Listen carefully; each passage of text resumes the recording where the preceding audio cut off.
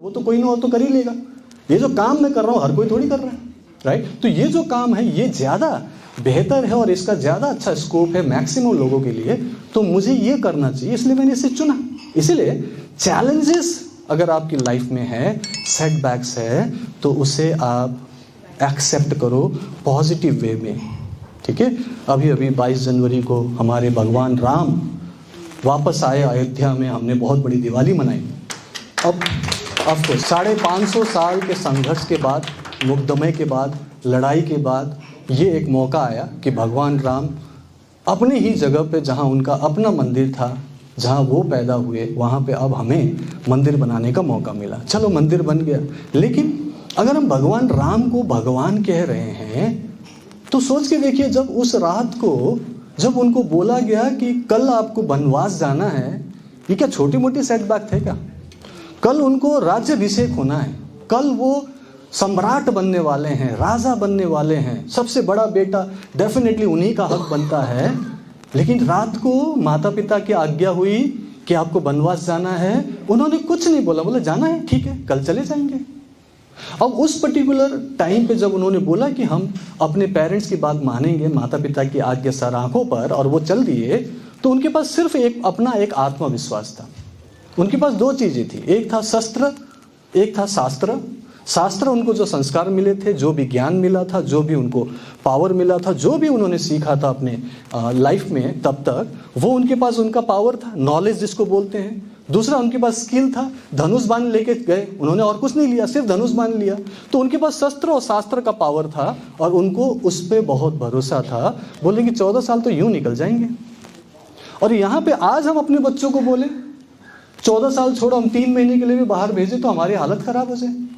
हम बहुत सारी बातें सोचे, और बच्चा बोले कि हमें क्यों भेज रहे हैं? 1 साल के लिए बोल दो कि बाहर चले जाओ, तो बच्चा बोलेगा कि हमें क्यों, अरे यार पापा, अरे यार मम्मी, ये क्या होता है, राइट। लेकिन उस समय भगवान राम ने ऐसा कुछ नहीं। तो हमें सीखने को क्या मिला कि माता पिता की बात माननी चाहिए, क्योंकि बात मानी, उन प्रॉब्लम्स को एक्सेप्ट किया, 14 साल बिताए, तो उसी स्टोरी को, उसी कहानी को तो हम आज मानते हैं, सुनते हैं और समझते हैं, और उससे सीख कर हम बोलते हैं ये भगवान राम है। नहीं तो वो रामचंद्र जी एक राजा ही तो होते फिर तो, ठीक है। तो वो प्रॉब्लम्स जो इनको 14 साल में मिले, जिसकी कहानी हम सुनते हैं, उसके मद्देनजर आज वो भगवान के रूप में पूजे जा रहे हैं पूरे विश्व में। तो वो प्रॉब्लम आई तभी तो हुआ।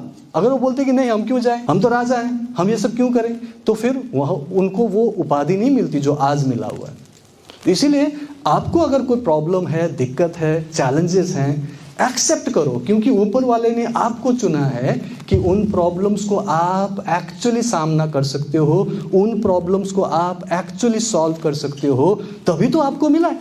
सो आपको उसे पॉजिटिवली लेना है, एंड देन उसके लिए अब आपको क्या करना है, देन स्टार्ट थिंकिंग कि इस प्रॉब्लम को कैसे सॉल्व करूं, इस चैलेंज को कैसे मैं ठीक करूं, इस पर्टिकुलर प्रॉब्लम को कैसे हम सही तरीके से अपनी लाइफ में स्वीकार करें, सो दैट इसको हम जब पूरी तरह से सॉल्व कर सके तो फिर आगे क्या होगा, अकॉर्डिंगली आपको रास्ता मिलेगा ना। प्रॉब्लम से डरो नहीं, प्रॉब्लम्स आएंगी, क्योंकि कठिनाइयां भी आएंगी, काम में जो भी काम करते हो बाधाएं भी आएंगी, और वो सब आपको मजबूत बनाने के लिए है, वो आपको शक्तिशाली बनाने के लिए, वो आपको पावरफुल बनाने के लिए है, और उस पे काम करना है, और तभी हम विजयी होते हैं। आपको ताली हो जाए फिर से। सो मेनली अब भगवान राम का ही एग्जाम्पल ले लिया, उनसे बड़ा और क्या एग्जाम्पल ले सकते हैं, ठीक है। सो इसीलिए हम तो छोटे हैं बहुत ही, है ना, तो मनुष्य मात्र छोटा सा, हमारी लाइफ छोटी सी कहानी। अब इसमें भी प्रॉब्लम आती है तो आती है, सबकी आती है। ये मृत्यु लोक है ना, ये पृथ्वी लोक है, मृत्यु लोक है, यहाँ पे ये प्रॉब्लम आएगी। यहाँ पे कर्म होता है ना, हम कर्म करते हैं, ठीक है। अच्छे कर्म करोगे तो अच्छे आपको रिजल्ट मिलेगा, जब आप बुरे कर्म करोगे तो बुरा मिलेगा, क्योंकि यहाँ पे कर्म फल मिलता है। ये मृत्यु लोक इसीलिए है, और कहते हैं कि देवी देवताएं भी इस मृत्यु लोक में जन्म लेने के लिए तरसते हैं, और सबको मौका नहीं मिलता। तो आपको मौका मिला, आप कर्म कर सकते हो, आप कर्म योगी हो तो कर्म करो, अच्छे कर्म करो, और आप लोगों की प्रॉब्लम सॉल्व करने के लिए सोचो कि दुनिया में इतने सारे प्रॉब्लम्स है भाई, कितनी प्रॉब्लम चल रही है, क्या क्या प्रॉब्लम है, आप देखो और सोचो कि आप उस प्रॉब्लम को ठीक करने के लिए क्या कंट्रीब्यूशन दे सकते हो।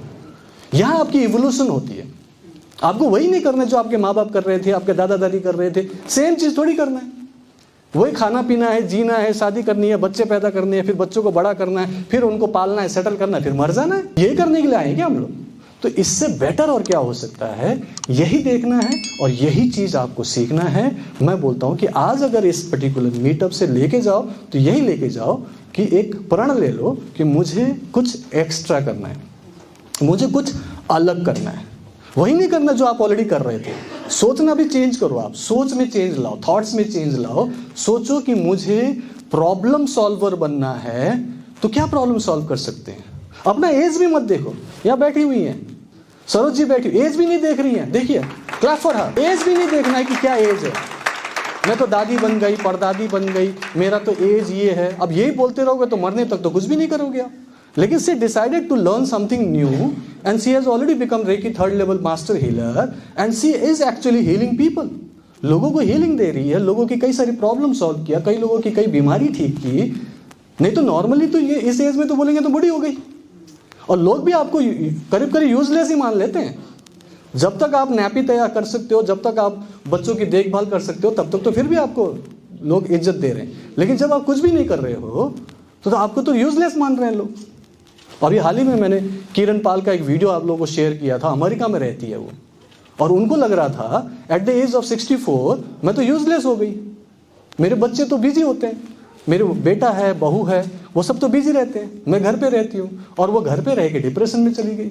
वो बोली कि मुझे तो कोई पूछता ही नहीं, मुझे लगता है कि मैं कुछ करने लायक नहीं हूँ। घुटने जवाब दे रहे हैं, उनको बैक पेन हो रहा है और उनको लगता है कि मैं कुछ करने लायक नहीं हूँ। तो she was in depression. Then I started counselling her, giving her that attunement, and उसके बाद उनको मैंने हीलिंग प्रैक्टिस कराई। तो अब वो बोलती है कि मैं तो लोगों की प्रॉब्लम सॉल्व कर रही हूँ, लोगों के डिप्रेशन ठीक कर रही हूँ, लोगों की बीमारियां ठीक कर रही हूँ। Now she finds herself useful. उनको लगता है कि मैं कुछ काम करने लायक हूँ। तो ये जरूरी है ना, आपको एज क्यों देख रहे हो? आप किसी भी एज में लोगों की प्रॉब्लम सॉल्व कर सकते हो। और रेकी तो बहुत हैंडी है, कभी भी यूज कर लो, कहीं भी यूज कर लो। इसके लिए कुछ एक्स्ट्रा चीजों की जरूरत भी नहीं है, सिर्फ हाथ है तो जगन्नाथ है। तो ये चीज आपको मिल गया है ऑलरेडी, तो इसका यूज कीजिए, स्पैरिंगली यूज कीजिए, ज्यादा से ज्यादा यूज कीजिए, ठीक है। और यहाँ पे आपको हर लेवल की अलग अलग ट्रेनिंग मिल रही है।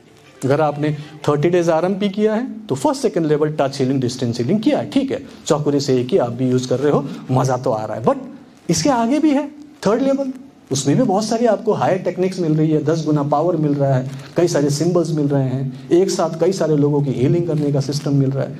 तो उसे भी आप करो, सीखो कि और क्या हो सकता है। एक जगह नहीं टिके रहना है, उसके आगे आगे आगे बढ़ोगे तो आपको दिखाई देगा कि हाँ, मैं ये भी कर सकता हूँ, ये भी मुझसे हो सकता है, और इससे आपको और ज़्यादा मोटिवेशन मिलेगा, ठीक है। सो इस तरीके से हम लोग इसमें और ज़्यादा अच्छा सीखने की कोशिश करके, और ज़्यादा नॉलेज लेकर, और पावर बढ़ा के, और से ज़्यादा लोगों की प्रॉब्लम सॉल्व करने की कोशिश कर सकते हैं। उसमें अगर आपको ज़रूरत पड़ती है कि हम सर कैसे काम करें, सर कैसे क्लाइंट्स को ढूंढें, क्लाइंट्स कैसे मिलेंगे सर, कैसे हम होलिस्टिक बिजनेस करें सर, तो उसके लिए वो अक्षत है।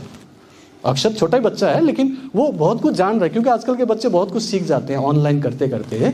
तो उसको ये पता है कि बस सोशल मीडिया कैसे कर सकते हैं, कैसे हम लोगों तक पहुंच सकते हैं, कैसे हम ऑर्गेनिक ट्रैफिक ला सकते हैं, कैसे हम लोगों तक पहुंचे और वो हमें एक्चुअली में काइंड ऑफ अ प्रोफेशनल माने। तो उसके लिए क्या करना पड़ेगा, आप अक्षत की हेल्प ले सकते हो, ठीक है। जब भी आपको कोई सेटबैक आए, कोई चैलेंजेस आए, आपको काउंसलिंग चाहिए तो मैम है, मैम से बात करो। तो मैंने तो पूरा डेडिकेट कर रखा है, पूरा फैमिली ले लीजिए, ठीक है। बट थिंग इज कि आपको उसको पॉजिटिव वे में लेना है, ठीक है। और आप ये सोचो कि मैं अपनी लाइफ को और कैसे बेटर बनाऊं। मान लो कि आप अपना कोई काम करते हो, जैसे आपका कोई जॉब है, ठीक है, आपका कोई अपना बिजनेस है, उसमें भी तो आपको बढ़ोतरी चाहिए ना।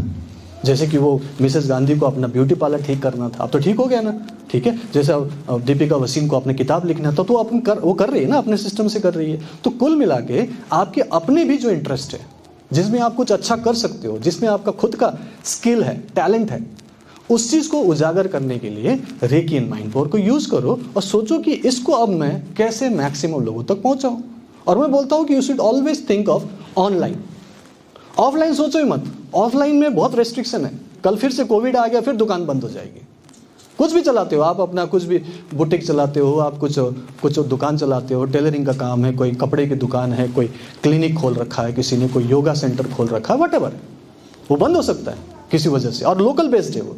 लोकल बेस्ड क्यों ना, जब आप ग्लोबल जा सकते हो तो why to work for only local people only. So आपको कोशिश करनी है कि ऑनलाइन ही कैसे आपकी सर्विस को पूरी दुनिया तक पहुंचाओ, चाहे वो कुछ भी करते हो, उसके लिए सीखना तो पड़ेगा ना, ठीक है। तो इसीलिए मैं चाहता हूं कि हर तरीके से आपकी हेल्प करूं, सिर्फ और सिर्फ हीलिंग ना सिखाऊं, सिर्फ मोटिवेशन ना दूं, आपको रियली दूसरों तक पहुंचने के लिए, रीच आउट करने के लिए जो भी जरूरत है, रिक्वायर्ड आपको चाहिए, टैलेंट चाहिए, स्किल चाहिए, सिस्टम चाहिए, सपोर्ट चाहिए, वो मैं देने के लिए तैयार हो रहा हूँ। धीरे धीरे हम लोग इस पर और अच्छा काम करेंगे और बड़े लेवल पर होगा। But thing is I want to help, ठीक है।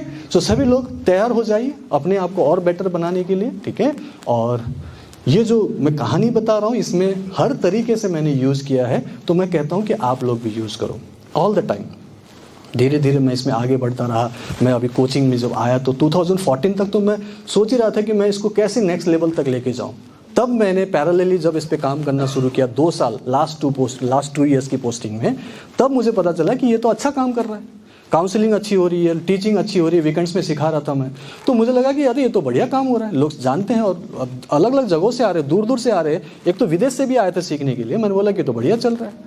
तो 2 साल में कॉन्फिडेंस आया और आज मैं ये कर पा रहा हूँ करीब करीब घर में बैठे बैठे पूरी दुनिया में, और कंफर्टेबली कर रहा हूँ। मैं बहुत ज़्यादा अफरा तफरी नहीं कर रहा हूँ, बहुत ज़्यादा बहुत मेहनत करके अपने आप को परेशान नहीं कर रहा हूँ, लेकिन फिर भी हफ्ते में 5 दिन लाइव कर रहा हूँ तो ठीक ठाक ही कर रहा हूँ।